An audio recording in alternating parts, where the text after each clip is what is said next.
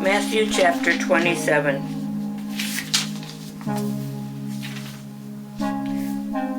Jesus taken to Pilate. Early in the morning, all the chief priests and the Jewish elders made their plans against Jesus to put him to death. They put him in chains, took him, and handed him over to Pilate, the governor. When Judas the traitor, the death of Judas, when Judas the traitor saw that Jesus had been condemned, he repented and took back the 30 silver coins to the chief priests and elders. I have sinned by betraying an innocent man, he said. What do we care about that? They answered. That is your business. Judas threw the money into the sanctuary and left. Then he went off and hung himself.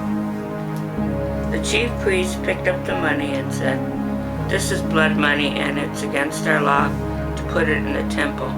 After reaching an agreement about it, they used the money to buy Potter's Field as a cemetery for foreigners. That is why that field is still called Field of Blood to this very day. Then what the prophet Jeremiah had said came true. They took the 30 silver coins, the amount the people of Israel had agreed to pay for him, and used them to buy the Potter's Field, as the Lord commanded me. Pilate questions Jesus. Jesus stood before the governor, who questioned him.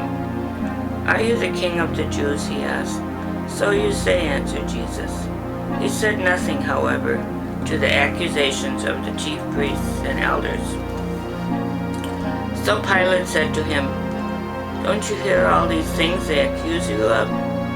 But Jesus refused to answer a single word, so that the governor was greatly surprised. Jesus sentenced to death. At every Passover feast, the governor was in the habit of setting free any prisoner that the crowd asked for. At that time, there was a well-known prisoner named Barabbas. So when the crowd gathered, Pilate asked them, "Which one do you want me to set free for you? Barabbas or Jesus, called the Christ?" He knew very well that they had handed Jesus over to him because they were jealous. While Pilate was sitting in the judgment hall, his wife sent him a message. "Have nothing to do with that innocent man, because in a dream last night I suffered much on account of him." The chief priests and the elders persuaded the crowds to ask Pilate to set Barabbas free and have Jesus put to death. But the governor asked them, "Which one of these two do you want me to set free?" "Barabbas," they answered. "What then shall I do with Jesus called the Christ?" Pilate asked. "Nail him to the cross," they all answered. But Pilate asked, "What crime has he committed?" Then they started shouting at the top of their voices, "Nail him to the cross." When Pilate saw it was no use to go on, but that a riot might break out, took some water, washed his hands in front of the crowd, and said, "I am not responsible for the death of this man. This is your doing." The whole crowd answered back, "Let the punishment for his death fall on us and on our children." Then Pilate set Barabbas free. He had Jesus whipped and handed him over to be nailed to the cross. The soldiers make fun of Jesus. Then Pilate's soldiers took Jesus to the governor's palace, and the whole company gathered around. They stripped off his clothes and put a scarlet robe on him. Then they made a crown of thorny branches and placed it on his head and put a stick in his right hand. Then they knelt before him and made fun of him. "Long live the King of the Jews," they said. They spat on him and took the stick and hit him over the head. When they had finished making fun of him, they took the robe off and put his own clothes back on him. Then they led him out nail him to the cross. Jesus nailed to the cross. As they were going out, they met a man from Cyrene named Simon, and they forced him to carry Jesus' cross. They came to a place called Golgotha, which means the place of the skull. Then they offered him wine to drink mixed with gall, also known as vinegar. After tasting it, however, he would not drink it. They nailed him to the cross and then divided his clothes among them by throwing dice. After that, they sat there and watched him. Above his head they put a notice of the accusation against him. This is Jesus, the King of the Jews. Then they nailed two bandits of two crosses on either side of Jesus, one on his right and one on his left. People passing by shook their heads and hurled insults at Jesus. You were going to tear down the temple and build it up again in 3 days. Save yourself if you are God's son. Come down from the cross. In the same way the chief priests and the teachers of the law and the elders made fun of him. He saved others, but he cannot save himself. Isn't he the King of Israel? If he will come down off the cross now, we will believe in him. He trusts in God and said he is God's son. Well then, let us see if God wants to save him now. Even the bandits who had been crucified with him insulted him in the same way.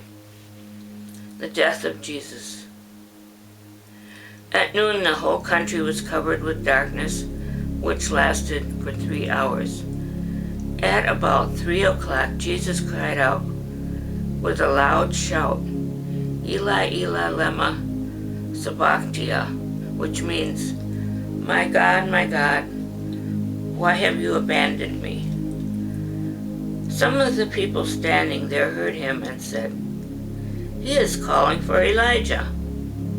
One of them ran up at once, took a sponge, soaked in wine, put on this end of a stick, and tried to make him drink it. But the others said, wait, let us see if Elijah is coming to save him. Jesus again gave a loud cry and breathed his last breath. Then the curtain hanging in the temple was torn in two from top to bottom. The earth shook, the rocks split apart, the graves broke open, and many of God's people who had died were raised to life. They left their graves, and after Jesus rose from the dead, they went into the holy city where many people saw them. When the army officer and the soldiers with him who were watching Jesus saw the earthquake and everything else that happened, they were terrified and said, he really was the Son of God. There were many women there looking on from a distance who had followed Jesus from Galilee and helped him. Among them were Mary Magdalene, Mary the mother of James and Joseph, and the mother of Zebedee's sons. The burial of Jesus. When it was evening, a rich man from Arimathea arrived. His name was Joseph, and he also was a disciple of Jesus. He went into the presence of Pilate and asked for the body of Jesus. Pilate gave orders for the body to be given to Joseph. So Joseph took it, wrapped it in new linen, and placed it in his own grave, which he had recently dug out of the rock. Then he rolled a large stone across the entrance to the grave and went away. Mary Magdalene and the other Mary were sitting there facing the grave. The guard at the grave. On the next day, that is the day following Friday, the chief priests and the Pharisees met with Pilate and said, Sir, we remember that while that liar was still alive, he said, "I will be raised to life after 3 days."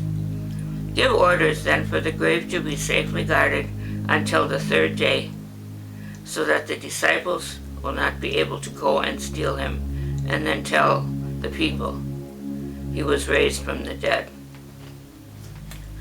This last lie would be even worse than the first.